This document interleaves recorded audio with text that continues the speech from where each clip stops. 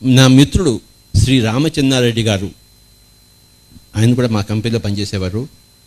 ఆయనకు ఒకసారి ఏమైందంటే విపరీతమైన బ్యాక్ పెయిన్ వచ్చింది. ఆయన వెల్లూరు హాస్పిటల్కి వెళ్ళాడు, తెలుసు కదా వెల్లూరు హాస్పిటల్. అక్కడ 2 నెలలు ఉన్నాడు. కానీ వాళ్ళు ఏం చేయలేకపోయారు. నువ్వు వెళ్ళవయ్యా బాబు, ఇక్కడ ఇంకో బెడ్ ఇంకోటికి ఏమైనా ఇస్తాము మేము, నీ వల్లే లాభం అంటే వచ్చేసాడు. ఆయన రాయచోటి వాళ్ళది.